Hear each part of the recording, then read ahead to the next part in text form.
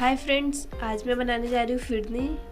रमज़ान का टाइम चल रहा है, इस टाइम पे फिरनी बनाए ना और खाए ना, ऐसा नहीं हो सकता है। एकदम मार्केट जैसी फिरनी कैसे बनाए मैं आपको बताने वाली हूँ। देखिए, ऊपर से एकदम टेक्सचर मार्केट जैसा आएगा, ये अंदर से एकदम दानेदार सॉफ्ट क्रीमी मुंह में घुल जाने वाली फिरनी है।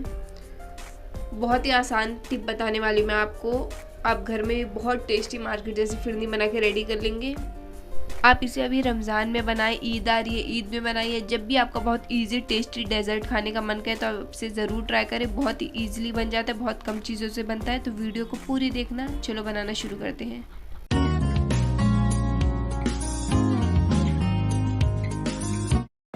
यहाँ मैंने इस चम्मच से लगभग 5 से 6 टेबलस्पून ये लंबे वाले बिरयानी जो बनते हैं वो वाले चावल ले लिए थे। ये 600 ग्राम के करीब होंगे चावल। आप ट्राई करें कि लंबे चावल में फिरनी बनाएं, उससे टेक्सचर बहुत अच्छा आता है। और अगर आपके पास लंबे चावल नहीं है तो आप छोटे वाले भी यूज़ कर सकते हैं। यहाँ चावलों को मैंने एक बार धोकर भिगो दिया था। फिरनी बनाने के लिए आप चावल को सिर्फ एक बार धोएं, क्योंकि इसमें जो स्टार्च रहता है उससे क्रीमी टेक्सचर आता है। अगर आप ज़्यादा धोएंगे तो स्टार्च निकल जाएगा, फिर वो टेक्सचर नहीं आएगा। अब मैंने इसे आधे घंटे के लिए चावल को भिगा दिया था। कम से कम आप आधे घंटे के लिए भिगाएं। और इसे एक जार में डाल के इसमें थोड़ा सा मैं पानी ऐड कर लूँगी। अगर आपको पीसने में और ज़्यादा पानी लग रहा है तो आप थोड़ा सा और ऐड कर सकते हैं अपने हिसाब से। अब यहाँ चावलों को पीसना कैसे, ये थोड़ी इंपॉर्टेंट चीज़ है। देखिए, चावल बहुत ज़्यादा दरदरे भी नहीं होने चाहिए और आपको इसका एकदम क्रीमी पेस्ट भी नहीं बनाना है। देखिए, यहाँ टेक्सचर मैं पास से दिखा रही हूँ। ये थोड़े थोड़े दानेदार चावल हैं, बहुत ज़्यादा दरदरे भी नहीं है और बहुत ज़्यादा पेस्ट भी नहीं है। ये छोटे छोटे दानेदार, जितना आपको टेक्सचर आ जाए इतना पीसना है। अब हमने यह चावल पीस लिया। अभी हम एक पैन में मैं 1 लीटर दूध ले रही हूँ। यहाँ पूरा 1 लीटर दूध हमने पैन में ऐड कर लिया है। अब इसे हमें हाई फ्लेम पे करके अच्छे से बॉईल आने देना है। देखिए, दूध में अच्छे से बॉईल आ गया। अब हम यहाँ फ्लेम लो करके पूरी फिरनी लो फ्लेम पे बनाएंगे और यहाँ दूध को थोड़ा चलाते रहेंगे कि इसके ऊपर मलाई ना जमे। दूध में अच्छे से बॉईल आ गया। अब हमने जो चावल पीस के रखा था वो ऐड कर लेंगे।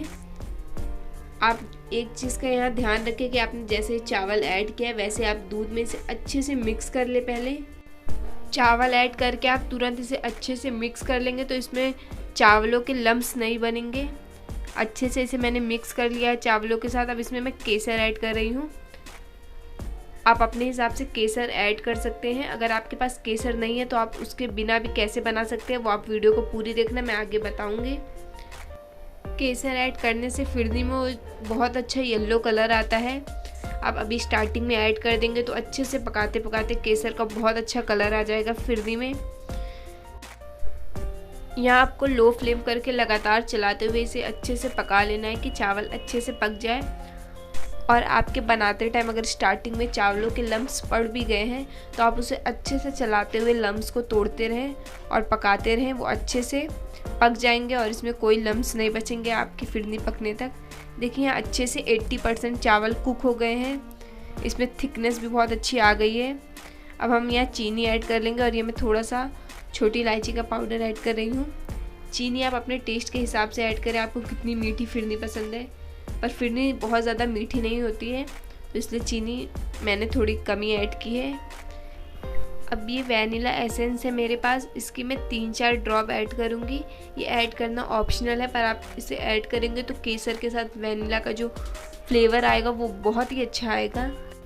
और अगर आपके पास केसर नहीं है तो आप सिर्फ वैनिला एसेंस से भी ये फिरनी बना सकते हैं, बहुत अच्छा फ्लेवर आता है। और अगर दोनों चीज़ नहीं है, वैनिला एसेंस भी नहीं है, केसर भी नहीं, तो आप सिर्फ इसमें छोटी इलायची का पाउडर डालें, उससे भी अच्छा फ्लेवर आ जाता है।